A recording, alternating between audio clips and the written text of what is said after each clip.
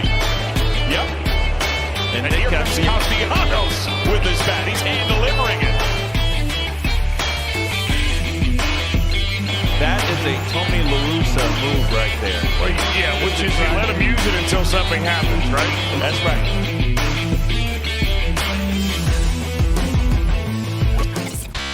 Hey, this is John Sadak, TV voice of the Cincinnati Reds, and you're up for Late Night Reds Talk. Hello, everybody. It is Wednesday night, and you know what that means. Another installment of Late Night Reds Talk Live here on YouTube, and my internet has not gone out on me, so I am here after last week's debacle. I am Tim Daniel. I'm very excited to be back with my crew.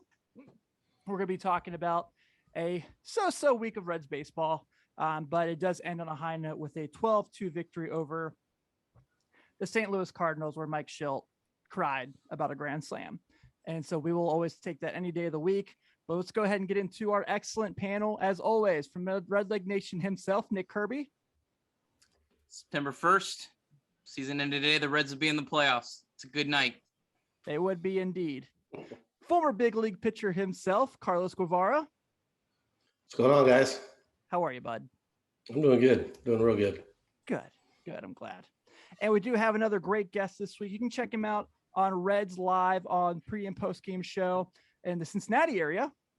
You can also check him out if you're in the San Francisco, Sacramento area on CBS affiliates. This is Ohio U grad Charlie Walter himself. Welcome to Late Night Reds Talk Live, my friend.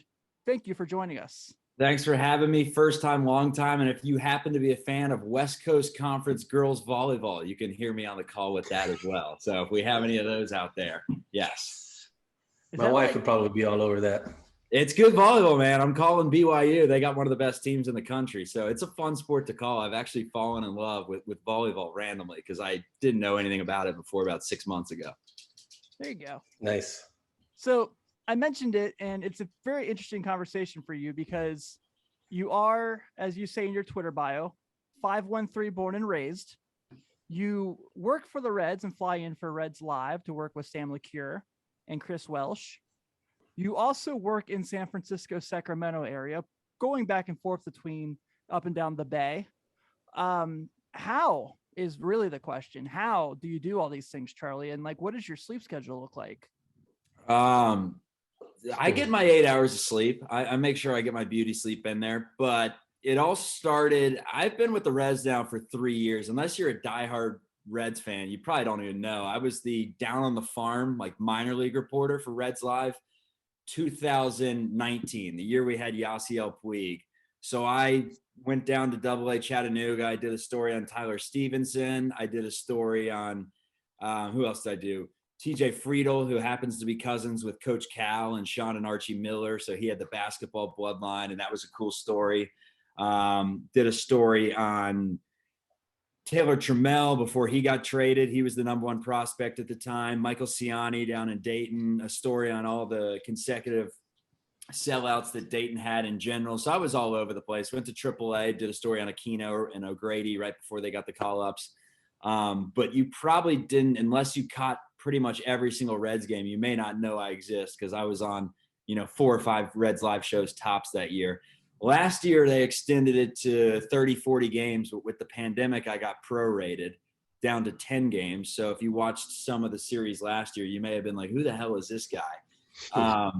So I stepped in there. I was working in Lexington at the time as a sports anchor for the NBC affiliate there. So it was an easy commute. Like you said, I am Cincinnati born and raised, lived there for the first 22 years of my life.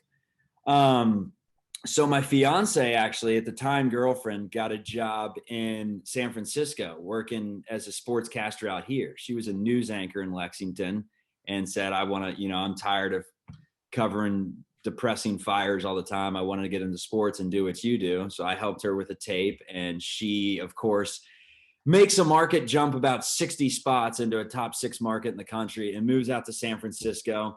My contract was up in Lexington. I said, I'm going to take a gamble. I'm going to move out to San Francisco and see what happens during a pandemic, nonetheless, knowing that there was a good chance that the Reds were going to ask me to come back this year. And I figured it out when that day came.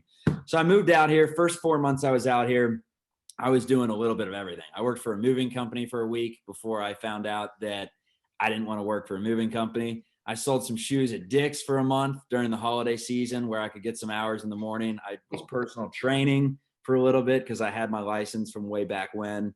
So I was doing a little bit of everything until finally in March, right before the Red season began, a friend from Sacramento that works at CBS hit me up and said, "Hey, what are you doing out of the game right now?" Like, but there were no sports. So, I mean, it was tough to get a gig. She said, "What are you doing?" And I ended up getting in there, freshening up the repertoire before I came back for the Reds. Was with the Reds the first month of the season while BG was doing hockey. So that was the majority of my games. And then after I went back to San Francisco in May, I've been flying back and forth for select series here and there that are all picked out before the season began. We tried to get about a homestand, 2 series in a row so I could get 6 games. But lately it's been more 3. So I'm flying back and forth for the 3-game sets. But we're in a playoff push, man. And then the San Francisco job just happened in the last few months.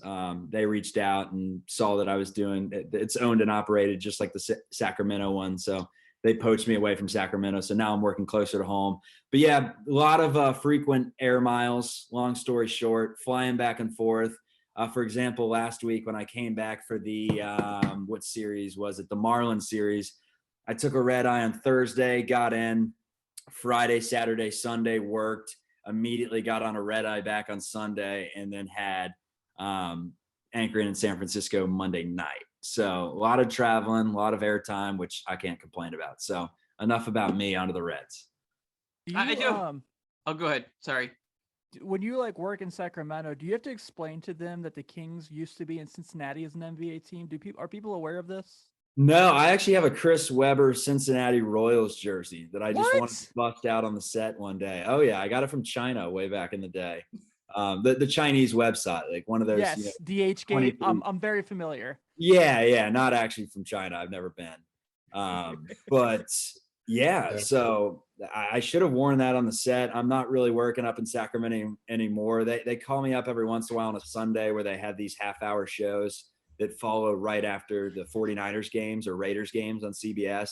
And I help out with that, but mainly I'm just in San Francisco right now working here for the CBS affiliate. And I got 3 more games with the Reds this season against the Cardinals coming up, I think next week. So 1 more flight. At the beginning of the year, it was so doable. I was running on adrenaline, and now it's a lot of flying. I've come to find out that I'm not a huge fan of airports anymore, just the whole process, and I got the clear pass and everything. Yeah. It's a hell of a commute.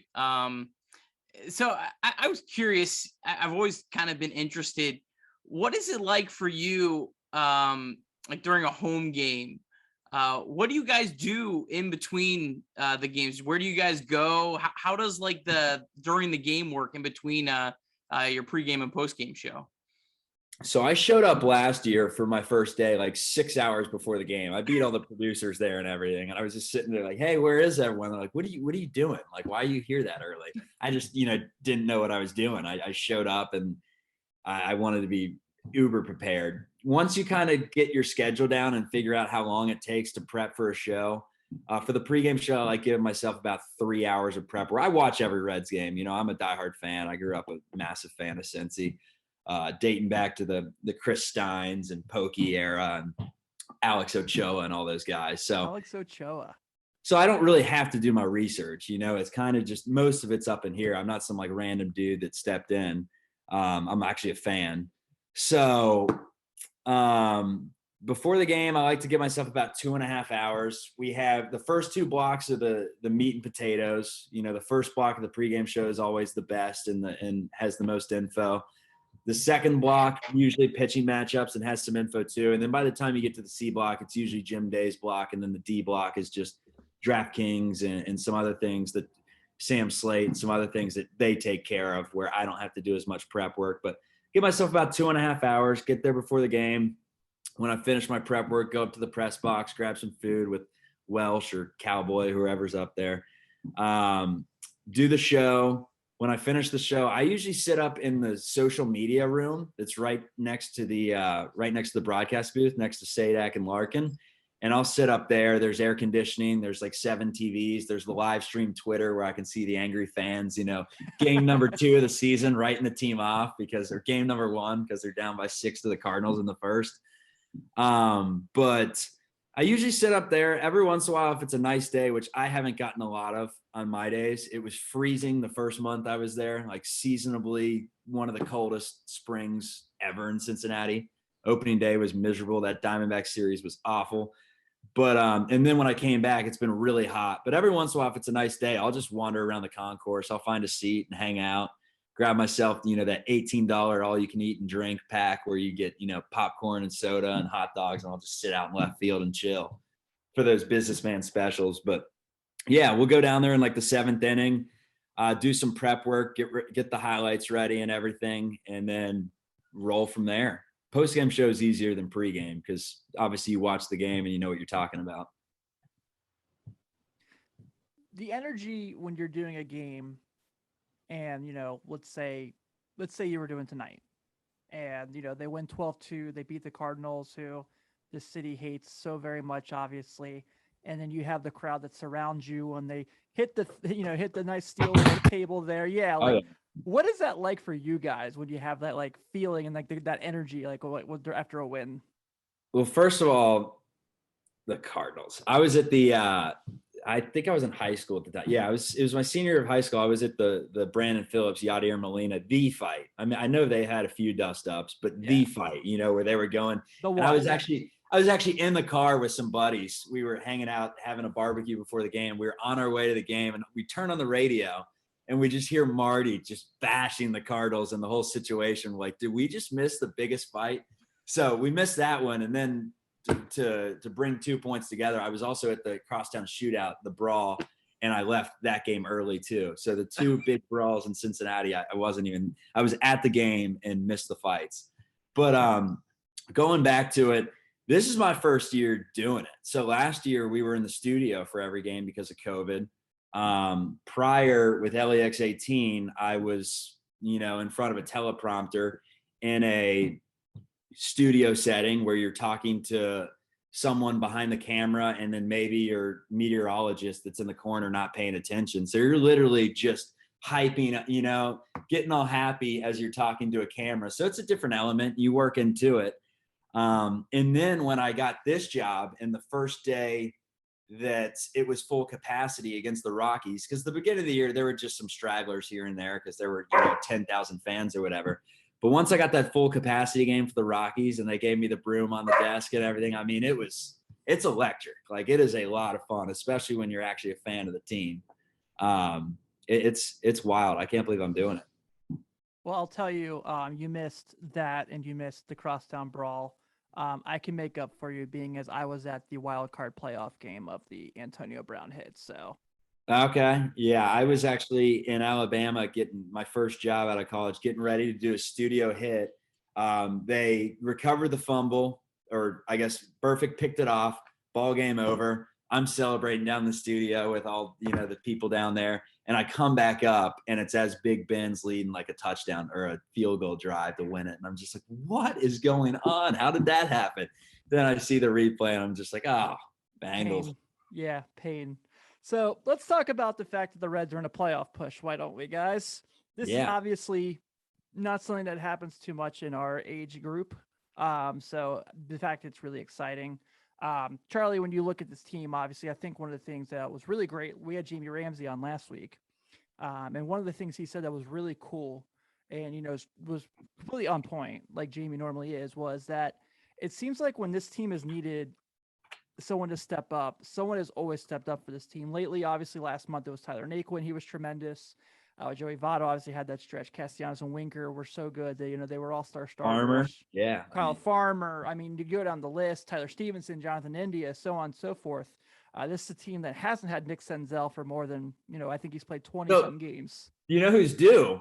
Suarez. And after 2 home runs, he's due. What if he goes off down the stretch? Would that not be a storybook ending, leading them to the playoffs? We're all hoping. So yeah, for you, like watching this, like you said, you grew up a fan. You are, you're in the age group with us, like I said, so like this isn't something we've seen our whole lives. What has the season been like for you to watch this team?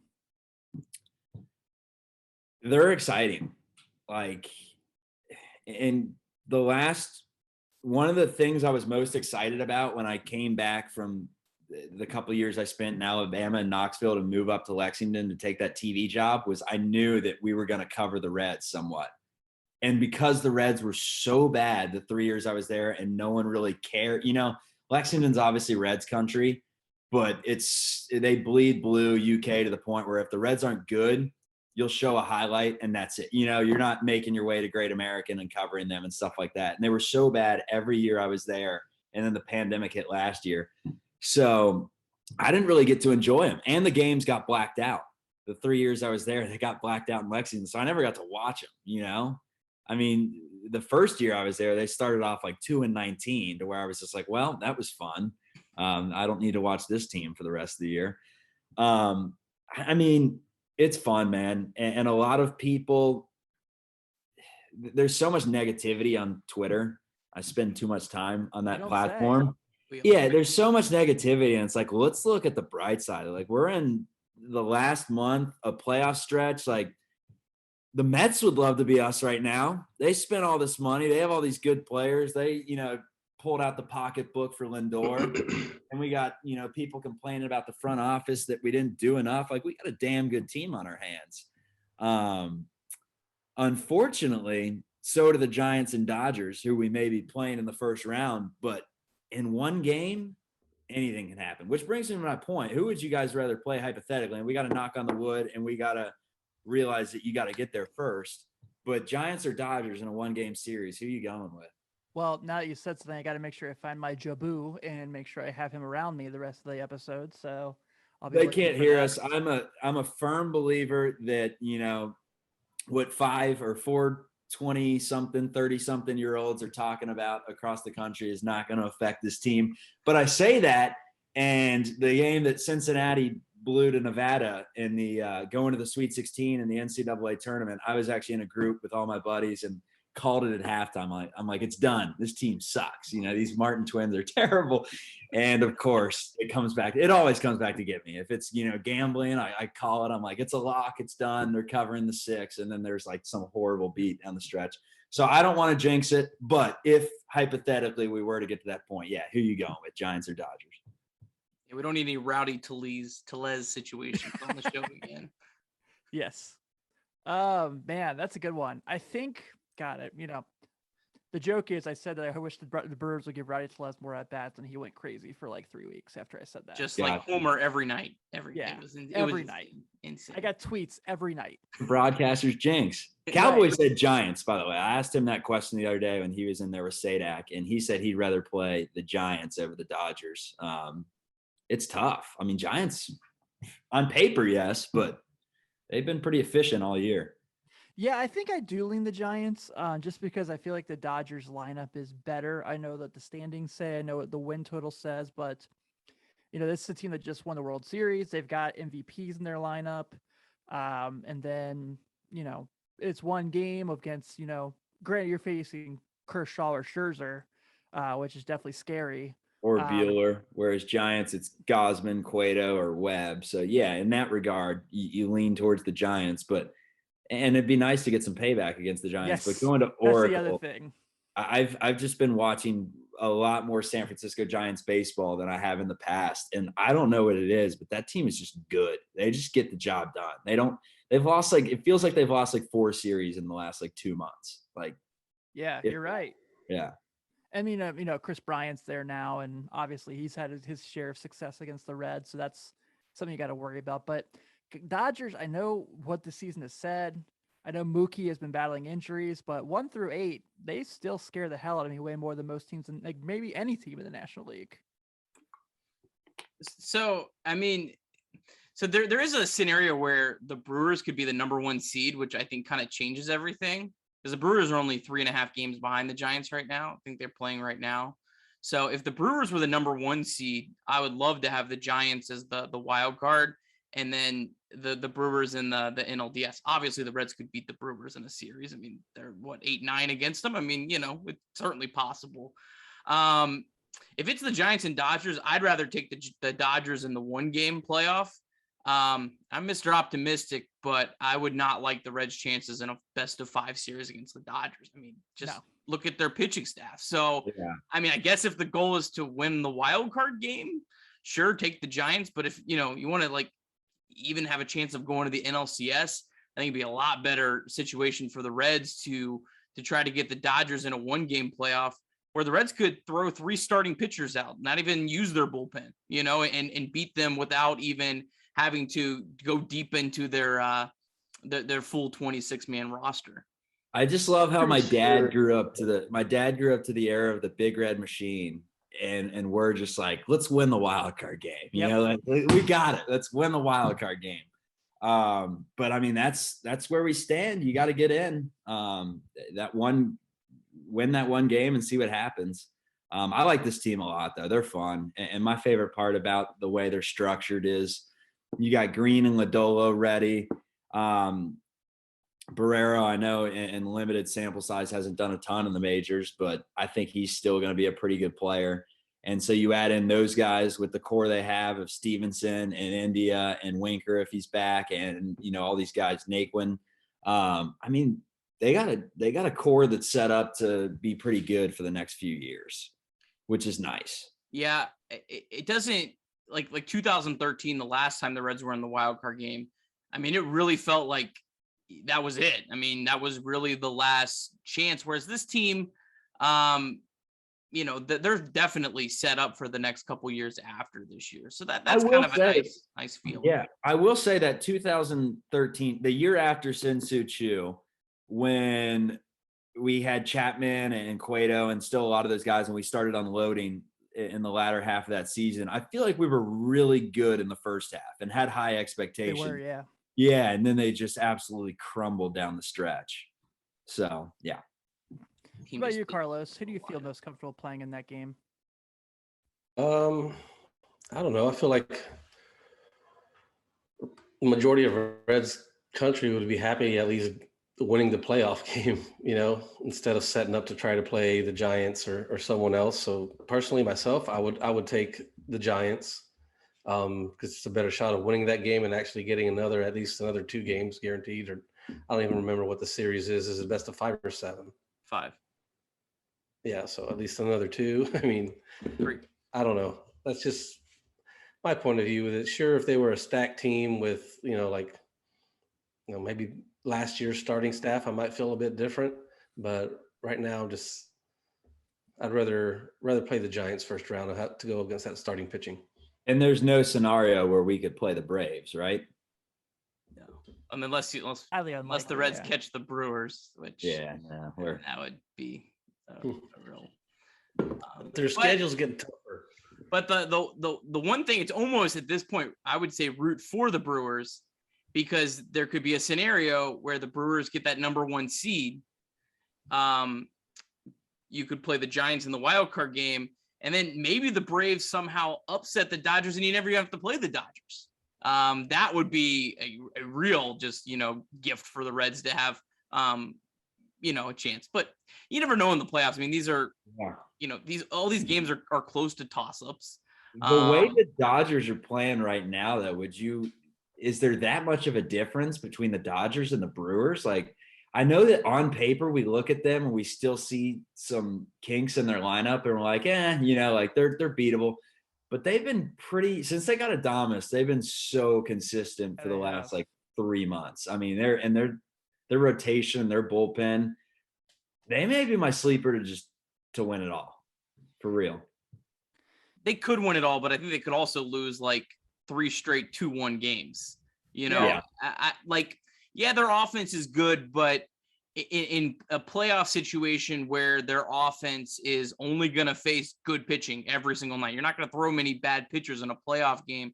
That's where I wonder if their offense would maybe, I don't want to use the word expose. I feel like that's maybe a little too harsh, but kind of that sense where, there was a reason everyone was skeptical about their offense. They've overachieved, but their offense is going to be still significantly less dangerous than I think anyone they'd play in the playoffs.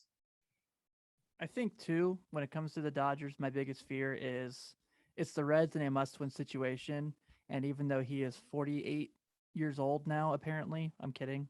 Albert Pujols will be going against him. So the fear of like Albert Pujols just having one more moment against the Reds will always be in the back of my head. So, Well, the good news is the Reds don't have any good left-handed pitchers, and he only comes in against left-handed pitchers. So, okay, that's fair. Yeah. he literally, I think, he's literally only used in platoon spots. So Spin zone. Yeah, Spin zone. there you go.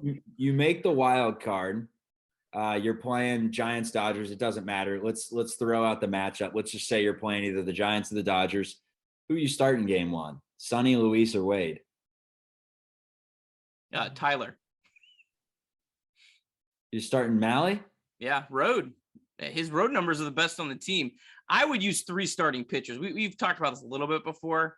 I would have 3 starting pitchers lined up, 3 innings each. I mean, that's it. You lose the game, the season's over. Why use a reliever? And then you still have Sonny Gray lined up for game 1 of a NLDS. Yeah, I know that's probably a little wild, but I mean, Tyler Malley has the best road numbers on the team. Yeah, I mean, he's had a really good season. They're all pretty. They all give you a chance to win in their own right. Even Vlad with the way he's been pitching. So there's not one that, which is interesting because every team has their ace. This team really, I mean, you can make the case for any of them. It's just who's hot. I'd go with whoever's hot at that moment, you know. And right now it looks to be either Luis or Sonny that are getting hot at the right time. Wade obviously had the great start in Miami today, not as great, but yeah, I don't know. It'll be interesting. It's funny that you factor in just the splits though, because he's only been good on the road this year. Like you look at last year, he wasn't good on the road or anything. So it's interesting. Sonny's definitely. Is it too far to look ahead to see like matchup wise, like who's going to be probable to start those last couple of games of the season? Yeah, I mean, there's at this point, so much can happen in like a week. By the time I go back for that Cardinal series, we could be like 4 up on the wild card, or we could be like 4 down. So, I mean, it's just, it happens quick. And the wild card game is not till Wednesday. So really anyone except for your last 2 starters, the Saturday, Sunday, would be available on normal rest. So I think when you start pitching against the Pirates, they won't be exhausting much effort those games. Yeah, you could. I think they'll be able to manipulate it over. But yeah, I definitely think Sonny Gray is getting into the conversation, and I wouldn't have said that probably 3 weeks ago. But he's probably pitching the best of anyone. Maybe Gutierrez is pitching the best, but I don't think anyone's realistically as good as Gutierrez has been. Really considering throwing him in the wild card game. But yeah, Sonny Gray is definitely. It's going to be a tough decision. I like the optimism. It's going to be a tough decision. We're getting there. Yeah. We don't have this too often, so we got to, go with what we can say. And this is our, our best feelings. But yeah, I think that's a great, I mean, you can't go wrong in the circumstance. I do agree with Malley for the sake that we've known him to have these issues. I like Nick's plan, especially if you do start Malley to start the game, because we know he's had these issues where he's had these 25, 26 pitch innings fairly often this year. He's still been able to like get out of damage. He's still been able to like pitch really well, but that is something that we know affects him at times. I mean, I think pitches per at bat, he's pretty high up in the National League lead for that. I don't have the stats in front of me to verify that by any means, but I'm pretty sure he's up there amongst the rest of the league. But there's those times that he pitches those 5 innings games and he is terrific, but he's just so high in pitch count that they got to take him out. So in that circumstance, it's one less thing you got to worry about with him if you go that route. Tyler Malley actually throws more strikes than Wade Miley. That's like a very, I mean, now maybe it's switched. I looked at it like 2 weeks ago. It's a very common misconception about Tyler Malley is that he doesn't throw enough strikes. He actually throws above average amount of strikes. It's just, there's a lot of foul balls off Miley. Mm-hmm. Whereas Wade Miley, his pitches are put in play, more. It's kind of hard to really like, hey, Tyler, let them hit the ball more. It's a lot easier, I think said than done. And you can really, mess up a guy, trying to pitch to contact if that's not, really in his strength. Yeah, that's definitely a fair point. So let me ask you this, because I know it's kind of the conversation has been all throughout the season. We've like you said, you mentioned some of the great Reds of Chris Steins and Alex Ochoa that you've grown up loving, like we all have. Do you remember the Reds having a young core this fun? And what the Jonathan Indias, the Tyler Stevensons, like these guys that, like Nick said, like, this team, with arbitration rules, they're pretty set for these guys, plus Vlad and things like that. Like, I don't remember the Reds having a young core that's, one, been this fun, and two, been this entertaining and helpful for success, maybe since the Votto Bruce teams. Yeah, I'm thinking like 90s. I can't go back that far, but I'm thinking early 2000s where they brought in Kearns and Dunn and that crew to and Junior to get the team past the hump. But I mean, like Kearns and Dunn, I mean, Dunn was a funny guy, but I don't remember him having like a huge personality. Same with Kearns. Then I'm thinking of the next batch that came up right around when Dusty started in 2009 or whatever, with Joey and Jay and Brandon. I mean, that was a fun core. You had Brandon and Joey, Jay. I'm trying to think of who else was around. Gomes was a big personality. Mm-hmm. Gomes, Cueto. I mean, you had some electricity, with Cueto and Chapman, and Latos was obviously a personality. And Homer Bailey was a massive prospect. I remember how excited I was the first time I felt like he was down in Louisville for like 15 years and they finally called him up. I mean, that's probably the closest thing I can remember. But right now it's at every position. I don't think the pitching is necessarily as great as it was in those early 2010 teams a decade ago. But hitting wise, I mean, you look at every single position, especially if they locked up Castellanos, there's not really a hole anywhere. I mean, with the way Farmer's playing right now, Moustakas obviously isn't having a great year, but at least he's a big name, and you're hopeful that he can have some big at bats. Votto's having a career year. Your outfield's loaded. Stevenson and Tucker are nice behind the dish. I don't know. I mean, it's a fun team. I think it may be the most fun era of my lifetime. I think the 2010 team was much more like, they were fun, but they were much more like business-like. Yeah.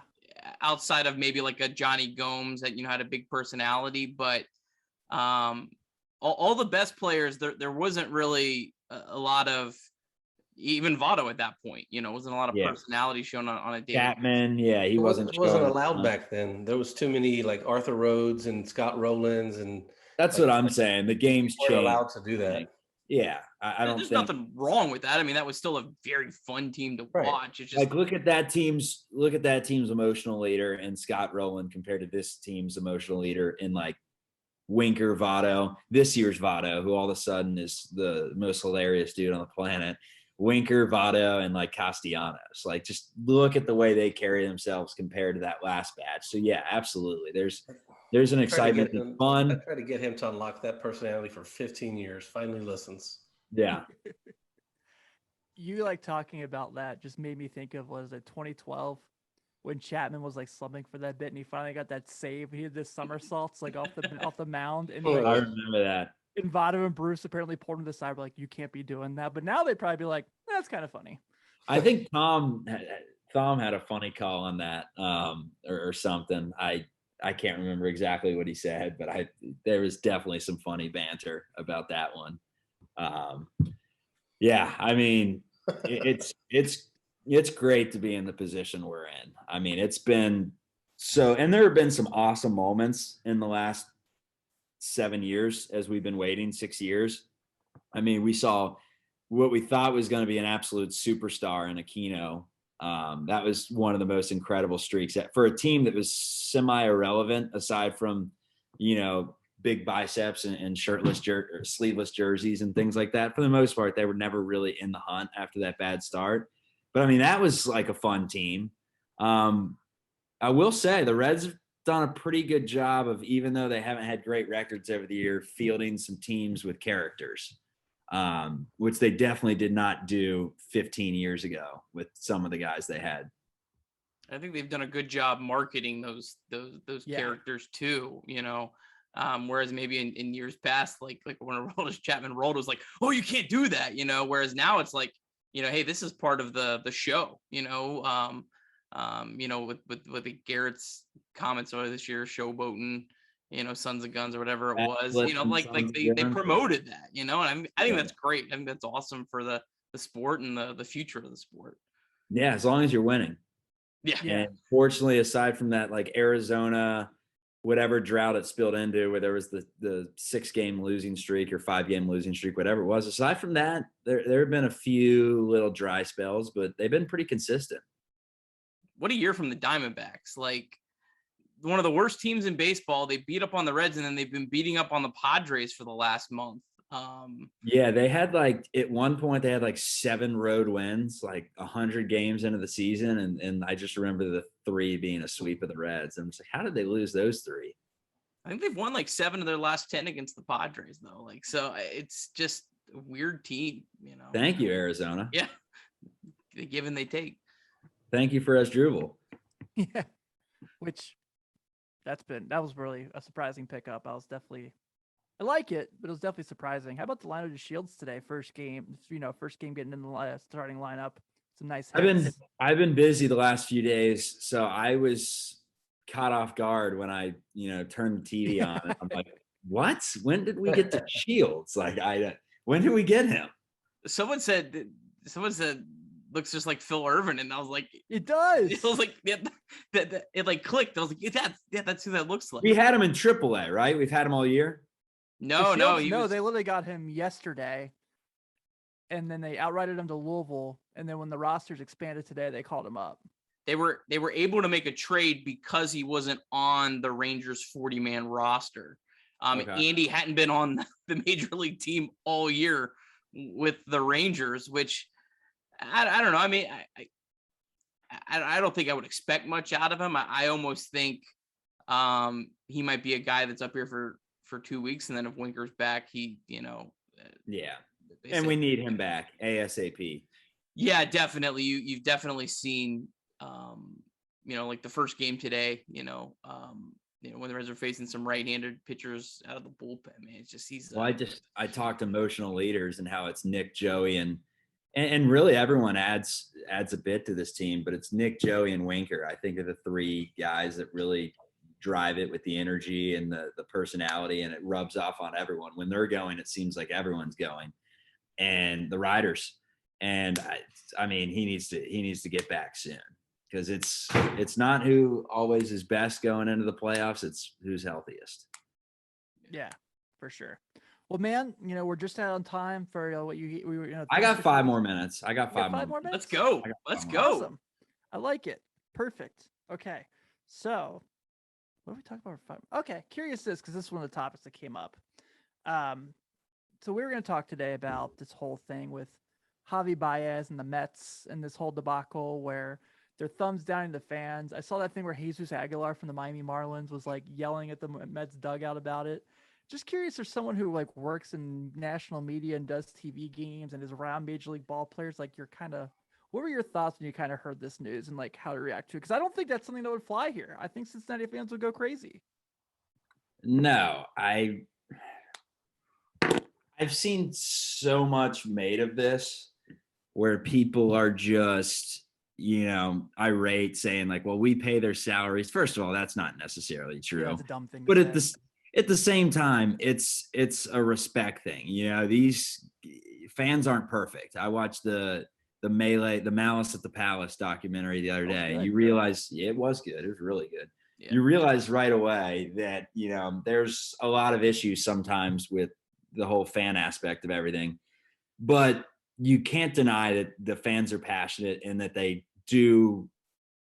call these guys their own, Javi Baez. He doesn't have any connection to New York. These fans are fired up. They're buying his jerseys. They want his autograph. They want a connection to the guy. And then to go out there just because a select bunch booed you and you're making so much money to where it's and to give him the thumbs down, I'm not a fan. I mean, I don't have a lot to say on the whole matter, but that's kind of my take. Is it's just why? You can't get them up or something. You got to really go with the thumbs down and stir the pot. it's just a pot stir to me, but not really a shocker. I'm curious Carlos's thoughts on this, kind of as someone who has actually played. I mean, it's. I mean, you're just asking for trouble. You put your hand in the beehive, right? Like, I mean, Especially come in on. New York.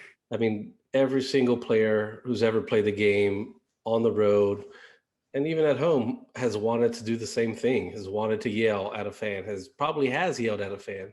But this guy's on the major league level and saying this, and there's no, whether he's right or wrong, he's losing in the public eye. There's no way that he's winning that argument. Absolutely none. So you just stay away from it. And he's probably thinking, I'm not going to be here after the year, and this is BS. We're playing bad, and they're even trying to put us down even more. So let's go and do this. Okay, that's fine. Well, then don't make it public. That was so stupid of him to say that. He could have said, "Oh, it's just an inside thing me and the teammates have." Maybe they would have asked more questions, but no, it's just too much for me. I'm a big, before I do something, weighing the risk and reward ratio. It's like, what's the risk there? What are you putting on the line as compared to what's the reward of doing that? It's because that was thought of before any game started. Yes. That's talked about like in batting practice or on the road or on the plane. Yeah, Hey, choreographed. Yeah, let's start doing this. And he's a tired act. And even in that press conference, he's like, I don't try to, bring any attention to me or anything like that. I'm like, excuse me, what? Coming from the guy who was in the ESPN body issue, I don't really want any attention, guys. Yeah, the whole I don't want any attention after he hit that walk off against Garrett, and like I don't know if I've ever seen a guy try to draw more attention on himself than in that moment. Yeah, I don't know. I think it was really overblown, a lot of it. I do think I don't really get fans booing. I don't agree. know why that makes you I get like a 15-year-old kid booing, but like grown adults, like, do you really need to go boo guys that are trying their hardest? Maybe if a guy's not hustling or something like that, but a guy has a bad night, really we need to boo him. But hey, what's that T-Pain song? Is it Blame It on the Alcohol? Who sings that? That's Jamie Foxx. Yeah, I mean the Jamie Foxx song. That's kind of what it's come to with usually the unruly ones. I mean, there may be some people with a few screws loose, but usually you can blame it on the booze. Yeah. There was does anyone know the Simpsons reference when like Mr. Burns gets booed and he's like in a Smithers is like, no, sir, they're saying boo earns. Someone in the City Field last week had a sign that says, no, I was saying boo Iez. It said B-O-E-Z, and I was like, fantastic. That's comedy. Yeah, it's perfect. I love it.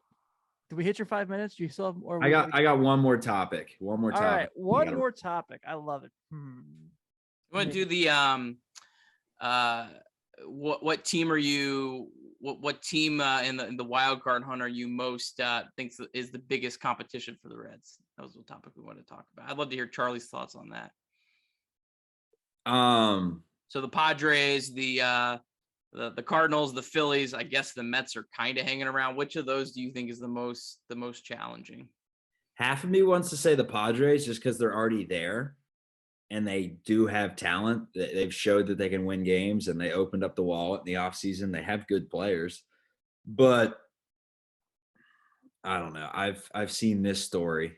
The Cardinals, they're closing in quickly. I just don't know. I look at the Cardinals this year, and I don't know if they have it. I really don't. I think the Reds are better than them. They only play how many more games? They have 6 more games, maybe 3. 3, just one series. I actually got it up here.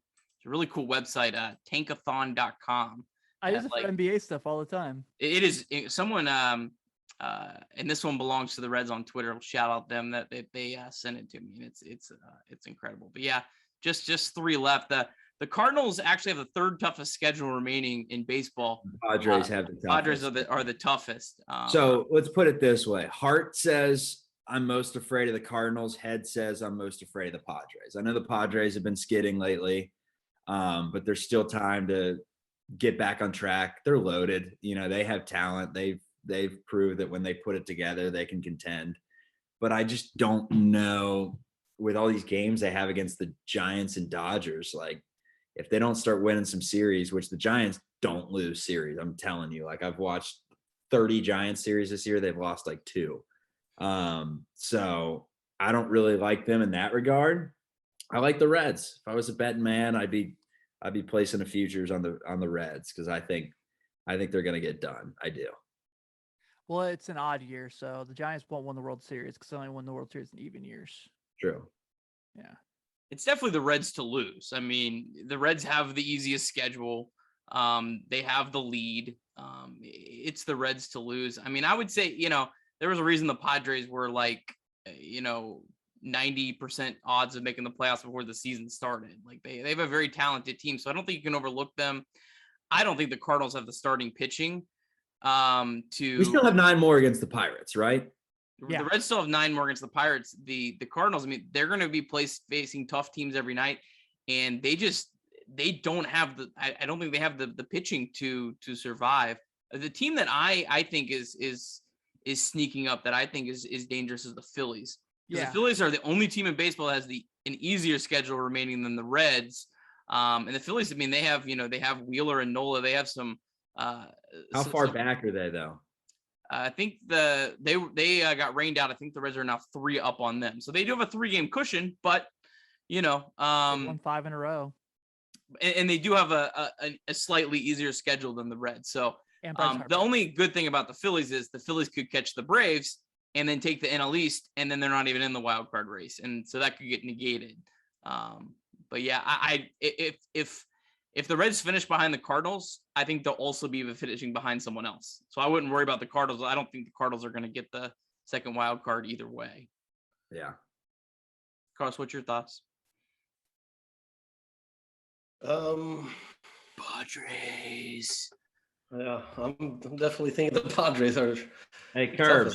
Like Charlie said, they're so damn Joey Votto. loaded. Team Bang. Yeah, Bangarang, Rufio. yeah, they're loaded. So I don't know. The Cardinals, I don't see anything there. They're going to come tumbling down here in September. Yeah. The Phillies just keep a cushion. Just stay away from them.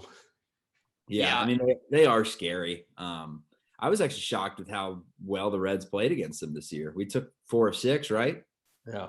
Yeah. Price has been tremendous since he came back from injury. Yeah. We still have the Nationals left. They always scare me despite their record because I feel like we never really play great against the Nationals, but it's a new year and we took 2 of 3 against them earlier in the year, if I'm not correct or if I'm not mistaken. Scherzer. Yeah. Scherzer, Turner gone.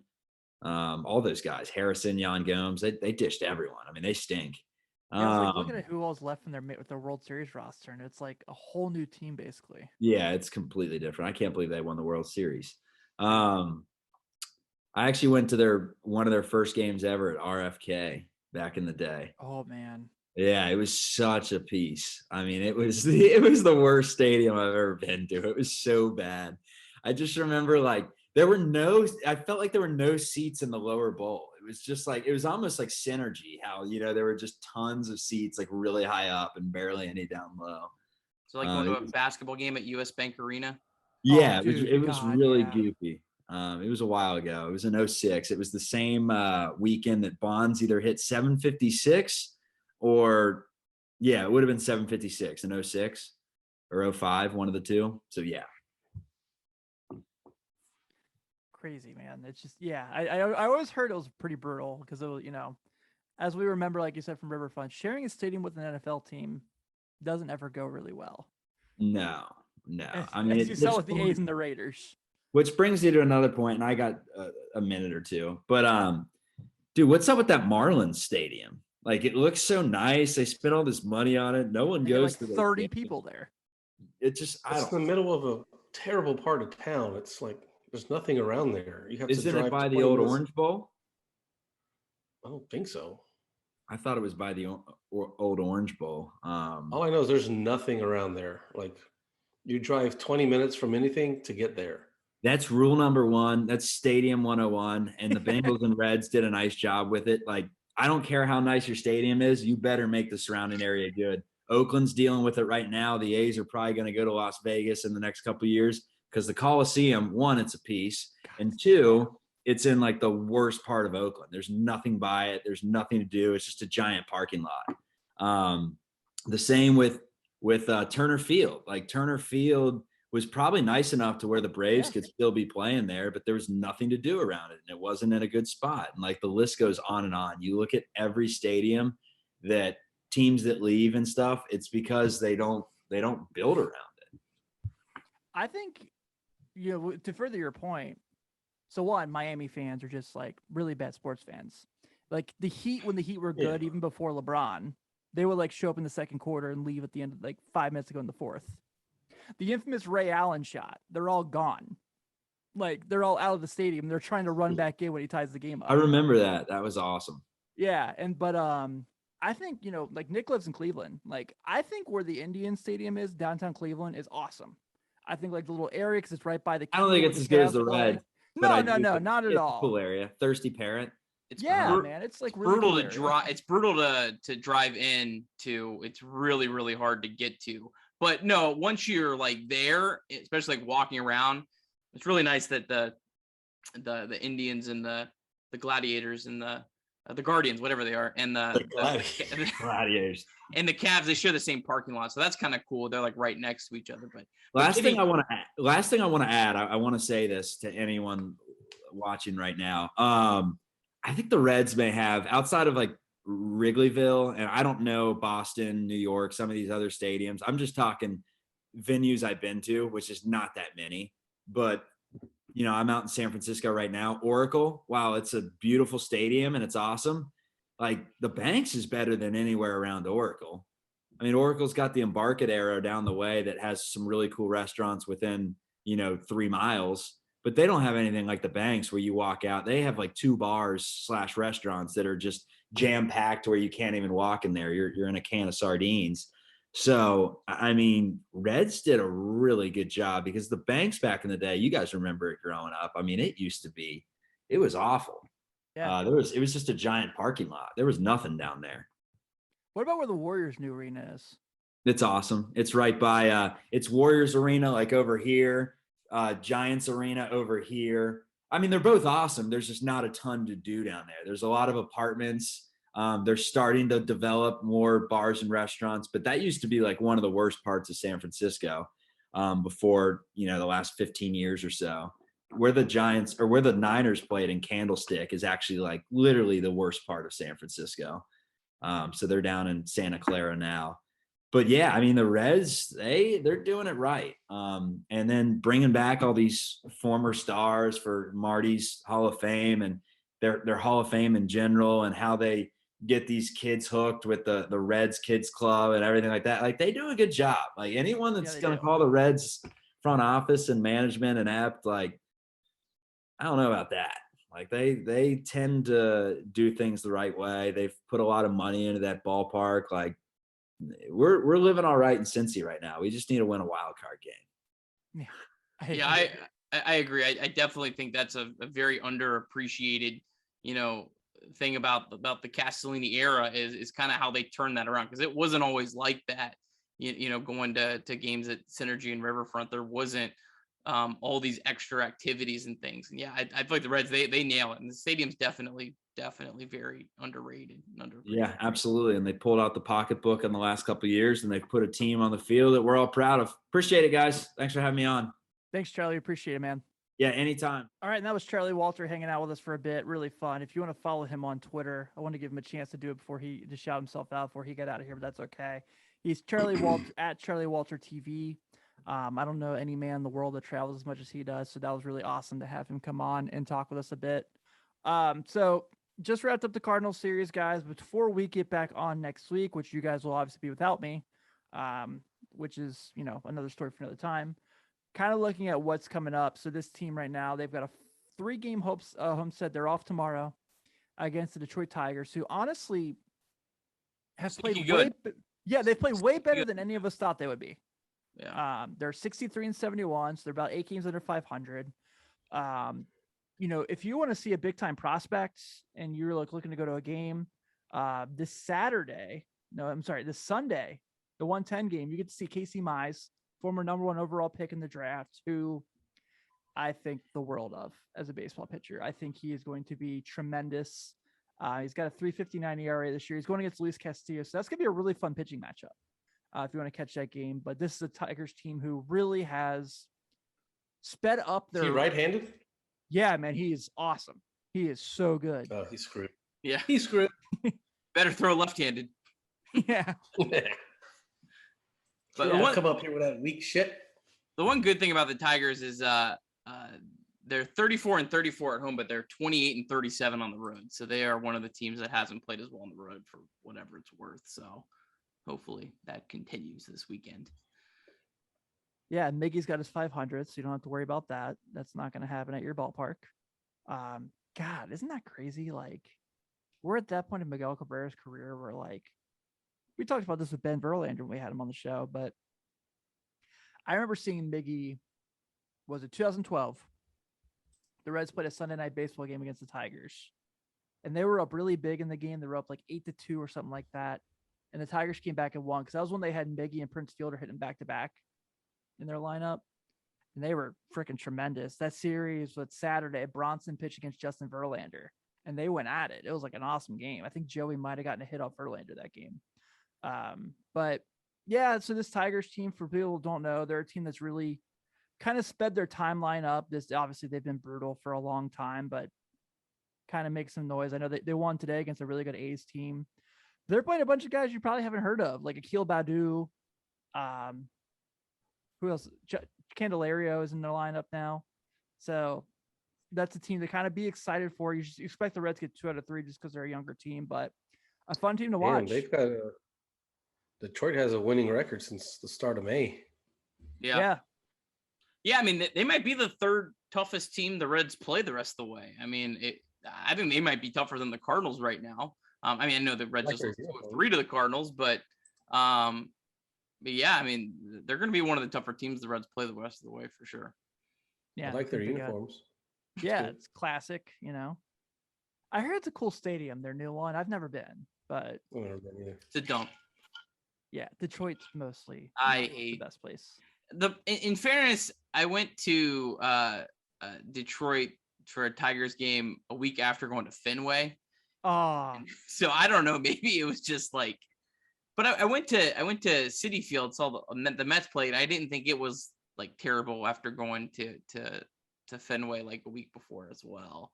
Kind of did several ballparks, but yeah, it did not hit. It was rough. Like a merry-go-round that looks like it's gonna run down. It's just, I don't know. It has a nice view. That's about it. Maybe on a nice day it'd feel better. It's kind of gloomy out. Detroit's gloomy. yeah.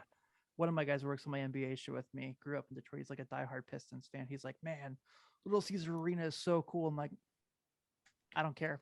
I'm sorry. Detroit Yeah. basketball. But pitching matchups this weekend, you got Tyler Alexander for the Tigers on Friday going against Vlad Gutierrez. Alexander, yes, is a left-hander. So although a young left-hander, still a left-hander. So got Doesn't like matter. 7 straight Reds last year, didn't he? Yeah. He And came in then- relief. I think the Reds won the game. Yeah, you think you're right. Saturday, they have Matthew Boyd, who is the ultimate proof that wins and losses do not matter at all in baseball this year because he's actually had a really good year. 1.2 whip, 61 strikeouts in 75 innings, but has a 3-7 record. Also a left-hander. And then, like I mentioned on Sunday, you've got Casey Mize, former number 1 overall pick, pitching against Luis Castillo. God almighty, that's a tough series. Yeah, that's not fun. You need to adjust your strength of schedule, Kirby. They're included in that. I mean, okay, let's go through the rest of them. 9 with the Pirates, 4 with the Nationals, 3 with the Cubs, and then they have 3 with the Dodgers, 2 with the White Sox, 3 with the Cardinals. I mean, the Padres, they only play one team the rest of the way that's below 500, and they play the Angels twice. The team with Shohei Ohtani. Like, I mean, sure, the Padres could, get really hot and beat some of these good teams and play over 500. But the Reds should be able to play well above 500 the rest of the way with their schedule. So if the Reds don't make it, it's going to be probably the Reds' fault at this point. I mean, it's Did you good. say the other day, if the Reds don't have a better record than the Cardinals, then they shouldn't be in the playoffs. It's true. No, I'm saying, I don't think the Reds are going to, what do they have? 29 games left. I don't think the Reds are going to go 20-9 and still miss. The Reds are probably going to have to go like below 500 to miss, or a couple games over at best. Because the Padres aren't going to go 20-9 or anything like that with their schedule. It's not going to happen. Yeah, I mean, if you look at so like Nick said, we get through the Tiger series, and then you got 3 with the Cubs and Wrigley, who did just take 2 or 3 from the Reds, but have really kind of struggled, obviously, since the trade deadline for purpose reasons. What's his face from the Cubs lately has just been ripping the ball, though. God, what the Frank? hell is his name? Yeah. Oh my God. I have no idea what his last name is. Yeah. I had him in fantasy baseball for like a week and then traded up. What is that glove, Carlos? It's the Hulk hands. You use that to drink I'm with? on the kids' playroom. I'm in the kids' playroom. We that boring? Gosh, it's something I said. You're lucky I can't flip you off. I'm trying. And of course, after that, you've got the last 2 with the Cardinals and then Pittsburgh coming for the Dodgers. So, yeah, I mean, we've been talking about this for a while. And I know after the 2-3 loss to the Cubs, the Marlins series, and this one, a lot of people are like on Twitter where, everyone just wants to hate the world. I'm not naming any names particular, but you guys know who I'm talking about. Just want to go ahead and just be like, oh, shrink the schedule. I got to play the games. Like, yes, we get it. But like what we're talking about is optimism and hope for this team to do something very well, and the situations are there. Speaking of optimism, let's talk about Gino for a quick second. Heck yeah, man. He's back. Had a home run taken away from him tonight. Got a home run later in the game to say, take that one from me. I love it. Yeah. It'd be nice if he could just hit lefties. Like I at this point in the season, I don't even need you to hit righties. Just hit lefties, fill that platoon at third base. Man, if he hit lefties even league average, that would be a huge boost for the Reds right now. Yeah, it would, man. I would just be, that would really take. Well, he'll probably start Friday, right? Yeah, I mean, I especially after the game today. I mean, he was When is, already in most of the platoon starts at third base. I mean, why not run him out there against lefties at this point? Barrero's going to be called up whenever he's eligible, right? Yeah, but he's not eligible till next week. I think it was. Damn, that long? Yeah, he didn't get actually sent down till the 28th, I think, of August. So He's got to wait 10 days. Yeah, I don't think it's like the 7th or 8th is when he's eligible to return. I assume he's going to be back because I don't think the Reds want to play anyone other than him or Kyle Farmer at shortstop, right? I agree. I mean, So I think he's not even playing. He's not playing AAA right now. He played today. Yeah, well, he was on the taxi squad and stayed on the road trip with the Reds through Sunday. I guess just in case there was an injury, he could jump right back on. Mm-hmm.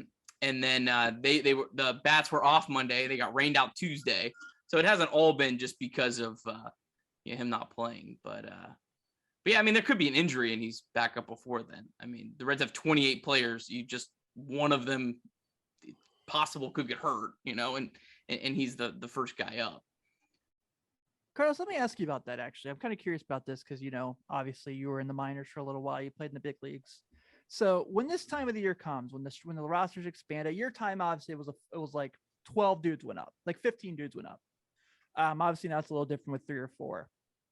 When you're in the minors and those guys that knew they were on the 40-man, were they kind of like banking on this, like, just get through August and come September 1st, like I'm going to the big leagues for a little bit? Was that something that was like passed around a lot in your time?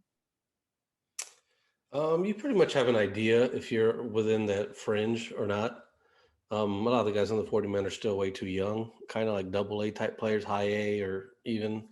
But you have a feeling. They give your agent a word, say, hey, if he continues on this path, it might be an option. It's never like a total shock or anything like that.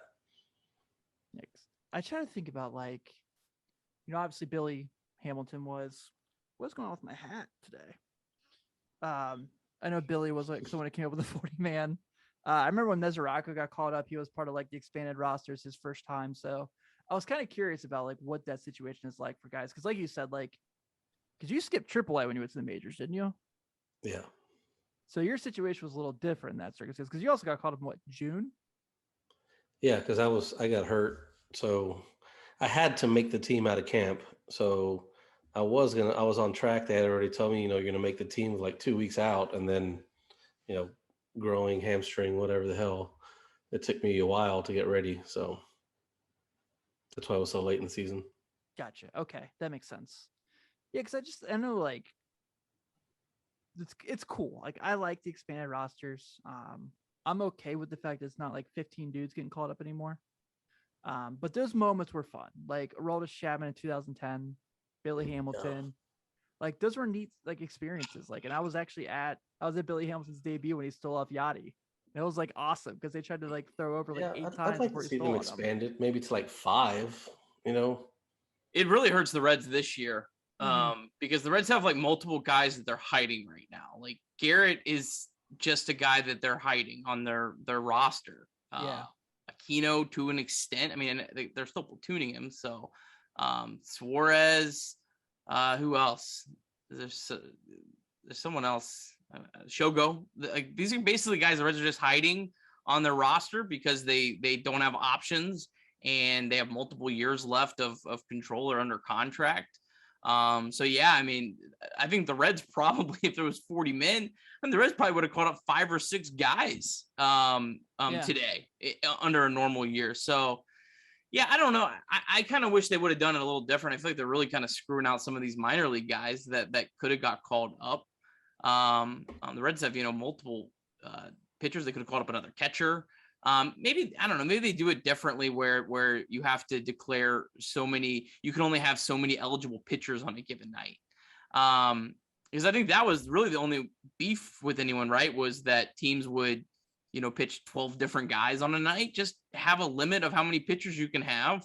And then it's also just a way that, you can maybe even prevent some pitcher injuries down the stretch with extra guys, hey, he's off tonight, not declared as one of your, I don't know, 10, however many guys you want to pick for a given night. I think the 3-batter rule kind of changes that a little bit too. Because at that time, like you were mentioning, like you could go and throw a pitch and then get taken out.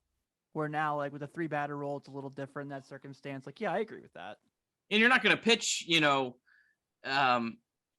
a guy you're really not sure about because he has to face 3 batters. Like you can't say, oh, doesn't have it, next guy. Like, when you bring a guy on now, you have to be like, all right, well, either this guy's going to get me out of the inning or he's got to get 3 outs. And, yeah, that's a good point, Tim. It definitely makes a lot of difference. Yeah, I don't know. It feels like a rule that maybe needed to be in play like 5 years ago, but now with the 3-batter, I don't know. I wish there was more guys. I wish they could have called up more guys. Because I think too, like the curiosity of guys, really, like this was like our kind of like time to get those glimpses, guys. Like hell, even go back to 2010, Yonder Alonso was part of the roster expand. That was a first round overall. That was a first round pick. There was a lot of people who were like really like, oh, this is the guy that we're really excited about. He played in the College World Series with Miami. Brandon Finnegan pitched in the College World Series and the World Series in the same year when he was with the Royals because he got a chance to be a call up. So that was really cool. I think it's just, something where like it gets that curiosity. I think this year, like you said, Nick, like not even just like the pitcher part of it.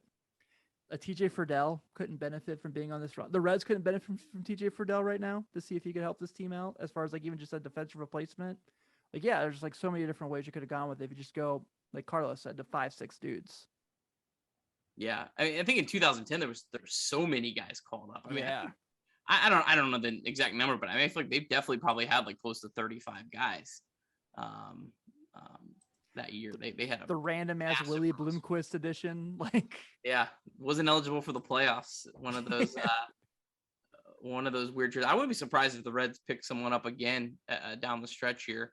another Willie Bloomquist, like kind of guy to just help them get over the hump that gets, cut for whatever reason. It's Is Matt Stair still available? all-time pinch hit home run leader right there, man. He matched lefties, right? Yeah. Big right-handed What's bat. Jay Bruce doing right now? He's Well, a lefty. They have Logan Morrison in Louisville right now. Like they couldn't put him on the 40-man. He's a lefty. Not That's gonna help true. you. You need right-handed bats, man. Nah. No lefty crime. Didn't Jay hit his homer off of a lefty to clinch Yeah. it? The infamous homer. His career was a little different story against lefties. Look it up. Lefty on lefty crime, baby. I think he was like, there's actually a really cool story. He was talking about, Bruce was on the Jim Day podcast. And Yeah. I don't know if you remember, Tim, but he was talking about how Dusty always sat him against Wandy Peralta, who was the starter that night. And I guess one of the cool things about Dusty was that Dusty told Jay, "Hey, I'm going to start you this night just because I want you to be a part of this if we're able to clinch." And ended up being in there. They hit him 7th that night. Yeah, but he shouldn't have even have been in the lineup. But he put him in there, and the rest is history. I think he was like 0 for 10 off of Burdick, Yeah, Tim Tim Burdick, Burdick, yeah. or something like that. Like just one of those. That's baseball. Joey talked about that same thing where it was like Dusty was gonna sit him against CC Sabathia that half year he was with the Brewers. He's like, "No man, I want to play today." He went 0 for 4 with 4 strikeouts. What's up with Joey not having an off day since in the whole month of August? I know. Well, He's got to be lobbying for that, right, Carlos? Like he's got to be. Don't take me not out of the lineup. now. Not now. Well, this is the guy that's really adamant about. He getting played. was obviously gassed, when they got back from Miami and stuff. But that off day they had yesterday, and then they're having another one tomorrow, so That's true. it'll be good. It's incredible, man. Hey, played the whole month to take a whole day off in August at 37 years old. I mean, that's in 2021. That's pretty unheard of. Yeah, I mean, like it's not Ricky Henderson-esque, but it's pretty close. Yeah. They're playing on his birthday next Friday. They're in St. Louis. Ooh. There you go. He's gonna get booed on his birthday, man. Nice. He might love that though. Straight Javi bias. Yeah. All right, gentlemen. I think we've touched on just about Do everything. we want to talk about Schilt? Oh yeah. Okay. We gotta Thank talk you. about Schilt. Yeah, Shield the Mike, bitch. But Schilt. can I say that? He's a Schilt. It's our show. I guess I can say that, right? But this kind of goes back to that Brandon Phillips comment in 2010 about the Cardinals just bitch about everything. And That was brutal. Like, what was he asking for? That so looks like somebody took a bite out of it. Like, I mean, my think wife it was and I Henry. were my wife and I were on the way to the grocery store when it was going on, and my dad calls me. He's like, "Are you watching the game?" I was like, "No, I'm just kind of watching it on Gamecast." So that's when I texted you guys. I was like, "What did they say?" And he's like, "I think they're gonna call him out because you can't play with a cracked bat." And I was like, "I don't think that's real." And I guess like he's like sitting there giving me the play-by-play on the phone, like they're looking at his bat now. The Cardinals are complaining. So I'm like, what the hell is going on? And sure enough, like I finally get to Twitter and I'm like, this is the weirdest thing I've ever seen. Tim, is this like 1995? You getting play-by-play from your pops over the phone? Yeah, man. Like we can watch Yeah, the man. game on our phones now, man. I they're know, talking but on Nextels. Click the talk. if I pull up my phone to watch a game in Trader Joe's, I'm getting the look. You know what I mean? But you're not talking to your dad. I guess your dad. Hey, Dad's a little different. you're Hey, going dad to called the me. Dad called freaking- me. You're going to the grocery store at freaking 7:00 at night. You, my friend, are still on that honeymoon vibes because We haven't been to the grocery store in forever. We do pickups, man. yeah. No way, Jose. Yeah, I thought it was pretty, man. Especially Mike Schilt, because earlier in the year, he had the whole thing where he was so upset, so distraught that someone questioned. It was a Gallegos, right? Yeah. Questioned him that he had substance on him or whatever. Like he was so distraught about that, and then he's asking about chipped bat like after pitcher gives up a grand I wonder what slam. I wonder why he said that. Like, I'm sure they asked questions. I haven't seen anything on Twitter, but I wonder what he said. The reason for checking it would be. Didn't help his team. I mean, Yeah. Hopefully, Carlos, do you think that's something that? I mean, I know these things are overrated, but do you think that's something that could just really like, that next series the Reds play in St. Louis, just give the Reds a little bit of extra juice? Or No, not only if the Reds would have reacted back, it would have. Like, 'cause I it's saw dead now. Like I saw the if clip where Castellanos just handed him the bat and was like, yeah, like if Nick would have gave a gesture or David Bell would have given a gesture, there might have been something there to it. But now it's like, it's dead. There's nothing there. They beat the crap out of him. That's enough. you hate to see it. but you Oof, thank God they did. yeah, needed that one today for sure. For sure. Yeah, I'm just, I feel like it's like whoever's in the Cardinals managerial spot just has to. I feel like it's like part of the job duties for that franchise to act that way between La Russa, Matheny, and him. I don't know. I never have any beef with any of the other NL Central managers other than the Pirates and Cardinals, man. It's like, do you ever really have any beef with Craig Counsell? Like, do you ever like, oh man, I hate that guy? Like, I've never like felt any angst towards Craig or I don't even know who the David Pirates Ross. manager is now. I actually hate that I like Craig Counsell as much as I do. Yeah, he's a likable dude. You Yeah. I like Ross. Yeah, Ross is pretty likable too.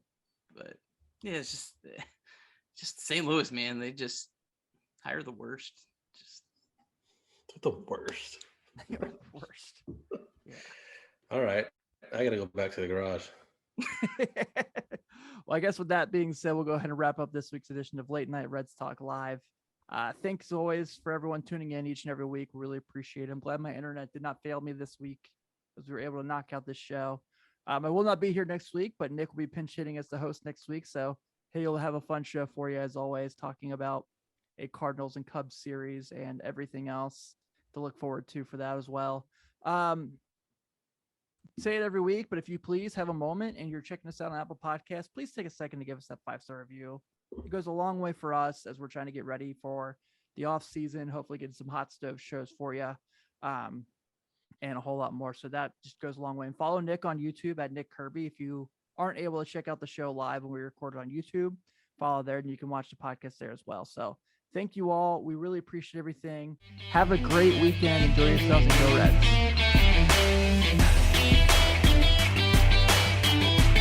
See you.